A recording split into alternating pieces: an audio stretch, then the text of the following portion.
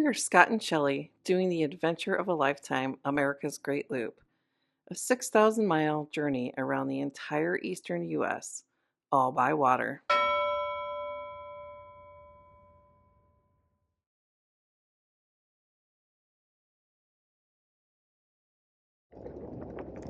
This is Beaufort, North Carolina, coming in off the ICW.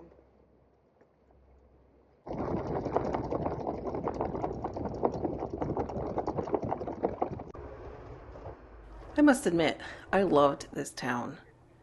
We got lucky and timed our arrival to the local farmers market. In addition to selling local fruits and veggies, there were artists and craftspeople selling their wares. We wanted to do this loop trip for years. Beaufort has a great historical district with fantastic shops, restaurants, and the waterfront. Next, we took a double-decker historical district trolley tour in a 1967 bus. House here on the left. Used to come here quite frequently. That's the Duke Marine Research Lab. That's flying over Fort Macon. That's on the eastern end of both banks, an island just off the coast. Fort Macon was the third fort constructed on the site. It's a very strategic point because it's at the end of the Beaufort Inlet. Provides access to Beaufort as well as Morehead City. Well, the other members of the legislature didn't like the fact that he was Jewish, didn't think that he belonged in the legislature, so they wanted him removed. And in response to that, Jacob Henry addressed the entire legislature, gave a very moving and compelling speech about religious tolerance. And because of that speech, the other members agreed that yes, Jacob Henry should serve in the legislature. Some people think Blackbeard lived here. We anchored just across the ICW from Beaufort, and it was a great anchorage. There are several dinghy docks for land access, and behind us there's a barrier island with wild horses. These are wild horses on Carrot Island in Beaufort, North Carolina. And one of the other boaters just told us we were lucky to see them because it's been a week and a half and it's the first time they've been out. So we're going to come up here and take the opportunity to film them a little bit and see them. Grab one on the dinghy real fast. And we just ran out of gas or something. Did you turn that off? Okay. He did it on purpose.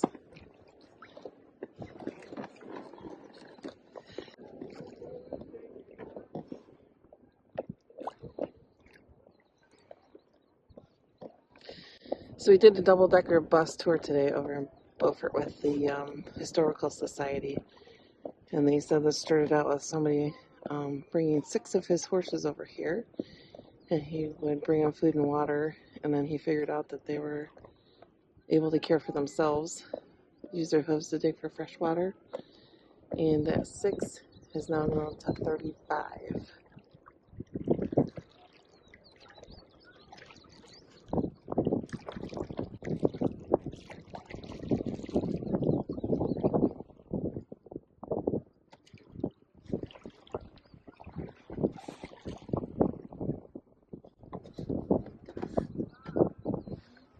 That's a gorgeous sunset.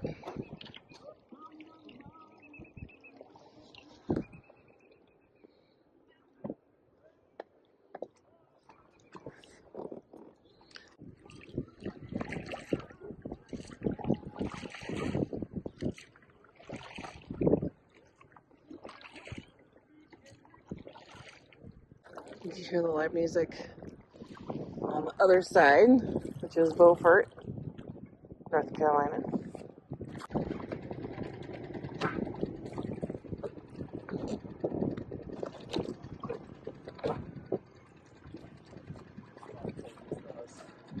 Yeah. So been out of this anchorage right across from town, and there's a free public dinghy dock over there. There's 2 of them actually, with garbage water, bike pumps, bike locks.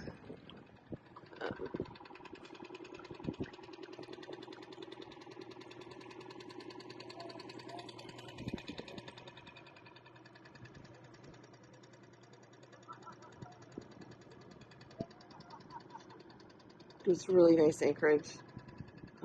They come out and make sure people know they can only stay up to 10 days, so they keep the long-term people out. And free dinghy docks. And the wild horses. And it's a pretty calm anchorage. Nice access to amenities.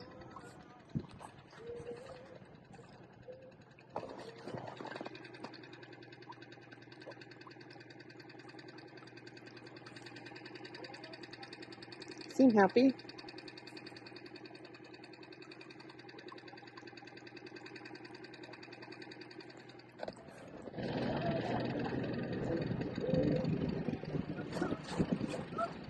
Next, we decided to take a side trip up the Nuese River to New Bern, North Carolina.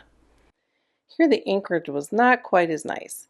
The active captain reviews said there was lots of debris in the water floor, so we set out a trip line just in case.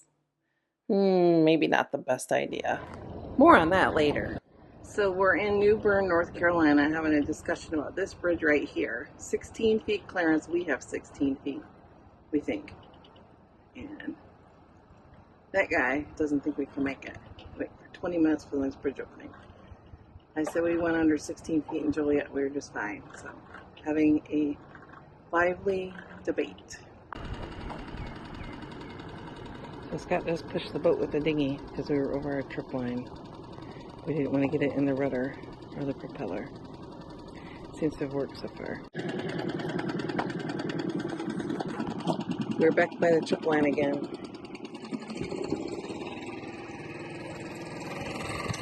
That ball is a spoon. We don't want the propeller and the rudder to get caught up in it. So he's pushing us again. That says it's going to work.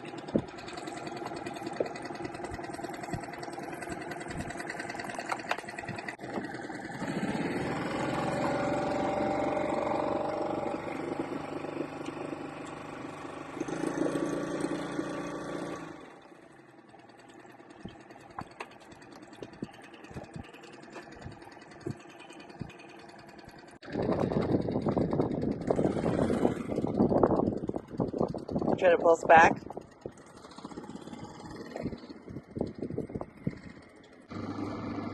But he's not liking this disturbance in his routine. What are we doing out here in the dinghy?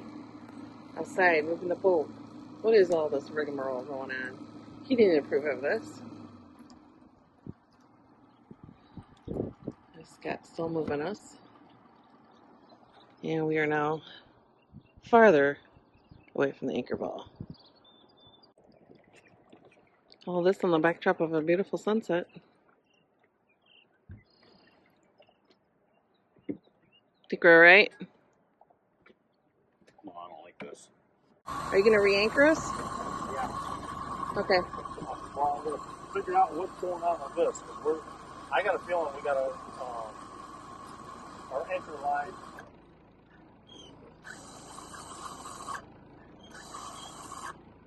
That's not good.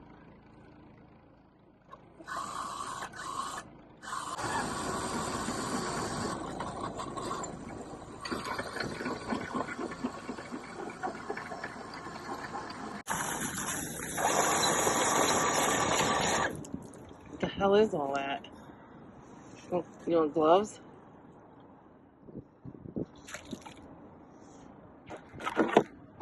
So you want the story?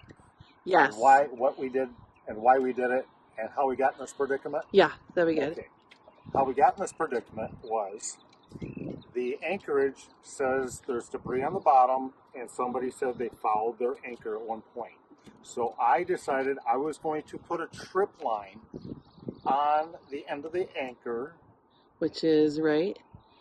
The ball right there. Ball right there. And we got all chain. We got a 100-footer chain.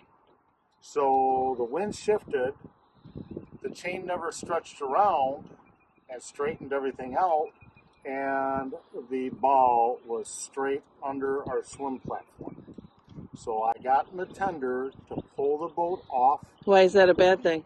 Because we have a rudder and a propeller, and there's a line attached from that ball to the anchor, and if that gets wound up underneath the boat, somebody's going swimming, and I was told it was not going to be my lovely wife, Shelly. Nope, not gonna be me. She ain't gonna do that. Nope. And let's see. In my mind, we're in shark-infested water, so I ain't swimming here. So I'm gonna do everything I can not to get that stuff tangled up. So what we did is we took the tender, we tried to pull the tender away from the ball. We could, but I couldn't pull the boat straight away from the anchor and chain. There's so much mud and muck down there that I couldn't straighten out the chain with the tender. So we brought up all the chain, we drifted with the wind, we helped it with the reverse, and the wind isn't supposed to change, so now we're set. So now the ball's up there. And I don't think I'm going to do this ball thing again. Yeah. So if it says there's debris at the anchorage, we ain't going to anchor here. Yeah, we've gotten pretty lucky so far. I've seen some stories of people with tree limbs, like whole trees stuck on anchors. We've gotten pretty lucky so far. And anchors are expensive. And anchor chain's expensive. Yeah, it is. All right, thanks.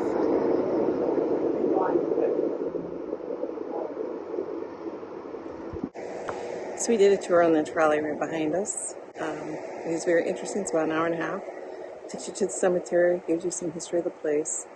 Mostly talks about the architecture of the building and the homes. A little bit of the history, the local history here that happened during the founding, the Revolutionary War, and the Civil War.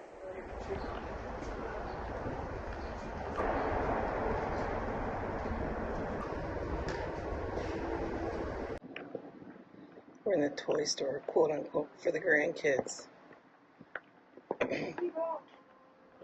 What? The grandkids would love that. The grandkids would love it, huh? Yeah, the grandkids would love that. Yeah.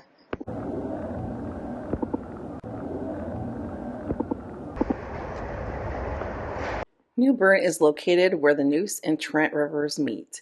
It is near the North Carolina coast, and it is the birthplace of Pepsi Cola.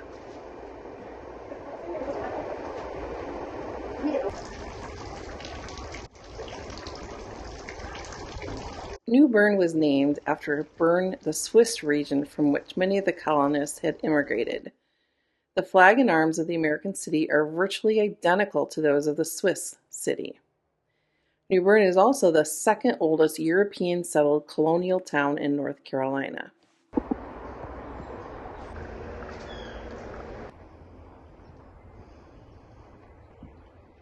Tryon Palace, formerly called the Governor's Palace, was the official residence and administrative headquarters of the British governors of North Carolina from 1770 to 1775.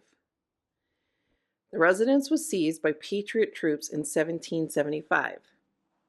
In 1792, the main building burned to the ground.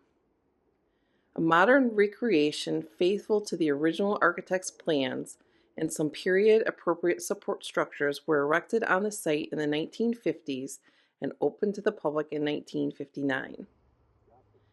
The palace garden was also recreated with 16 acres of plantings, representing 3 centuries of landscape and gardening heritage. And there is my man. He's a delight, isn't he? We're in New Bern, North Carolina, and there's these painted statues of bears all over the city. Like this guy. We're like, well, what the heck's with the bears? But apparently this is the sister city to Bern, Switzerland, and they are famous for bears. So hence bears all over here. Kind of cool. This is the New Bern waterfront.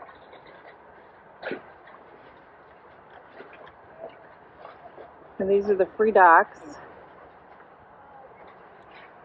They're not really built for a trawler. The cleats are little tiny things. And it says no overnight.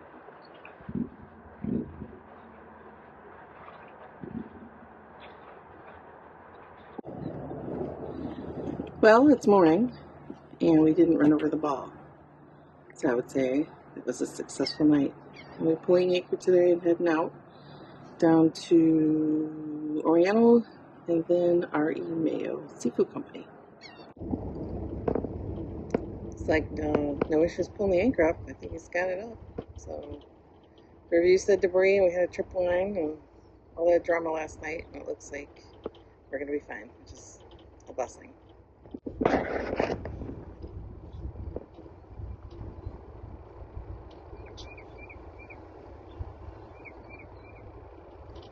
Wash the mud off the line. But that's the rope that goes to the ball. It gets hooked to the top of the anchor. So if you can't get the anchor up by normal ways, you have what's called a trip line. And that's what we were worried about, getting wrapped around the propeller and the rudder last night. Yay, all in. Let's go. This is the Alfred Cunningham Bridge in New Bern, North Carolina. The gauge shows a clearance of 17 feet at the center. We're taking our antennas down. We have a 16-foot clearance, and we are going to give it a go. Some bridges, I don't know. So, we'll see. This will be on boat-headed boaters. Hopefully. Bone-headed boaters.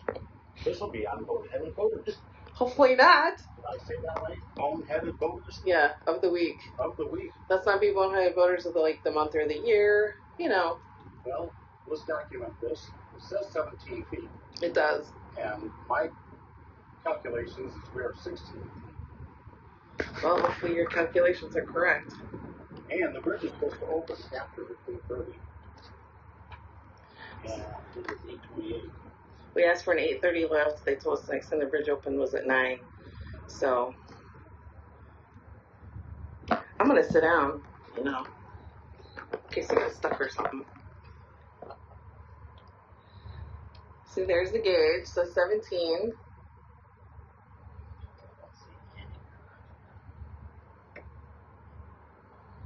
It says they open at 8:30 on the bridge.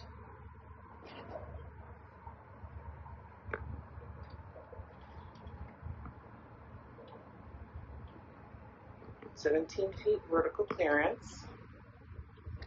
Here we go. Yeah, I think we're gonna be fine.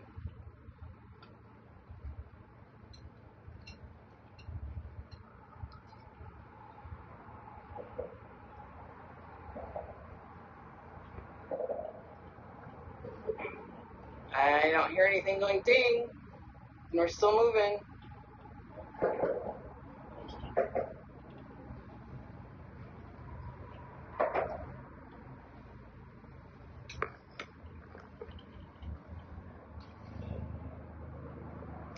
A success. I always love feeling like we're getting away with something. Goodbye, New Bern. We had fun. Anchorage wasn't so great, but town was fun. We toured the palace. We went to the history museum. Walked around our downtown a bunch. Had lunch at a seafood place. Did a trolley tour. It's a good time. We are on the Nuese River in North Carolina. It's pretty calm. We had a good weather week. But most of the shoreline looks like this. Trees and forests and houses on big acreages. Pretty much all the way up and down. It's very pretty.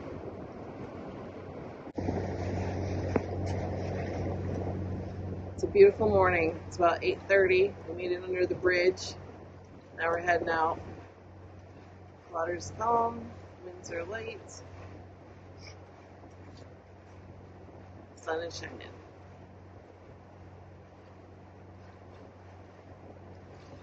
And the Nuese River coming up to Oriental. It's a beautiful morning. Beautiful skies. Water. A few crab pots, but not too bad. Gorgeous, gorgeous day for being out on the water. So we're in a little bit more open water on the Nuese River, getting ready to make a turn straight into the wind around this point, which I think is the narrowest point on the river. And of course, we have to dodge ferries. But it'll be interesting to see. Waves are building a little bit, still pretty tolerable, but it'll be interesting to see what happens when we make this turn. We slowed down and turned a little bit to the port so that we don't hit the ferry, because that wouldn't be good. And now, of course, there's a second ferry coming the other direction. We have to see, timing-wise, how we're going to intersect with this course. And a sailboat pretty much right dead straight in front of us. Maybe now moved a little bit to the port, but interesting morning. Getting into some of the open water now. Yeah, it's getting a little rougher, and Yeah. looks like we're gonna miss that other ferry. Yeah. I was a little worried about how fast it was going, but Well, yeah, look, it's a little rough. I was standing in the doorway of the boat, and I was on watch for crab pots while Scott used the restroom, and I got pretty wet. Just spray. That's a wild one.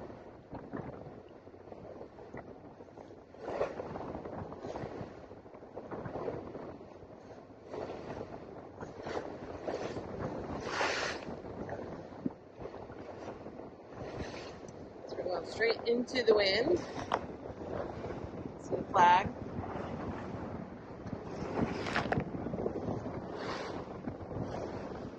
I can't hear you. I wasn't talking to you. And I'm cozy inside making bread.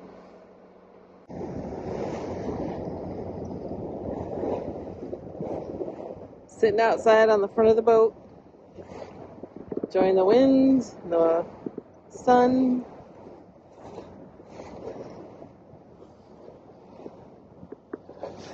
There's the Atlantic Ocean.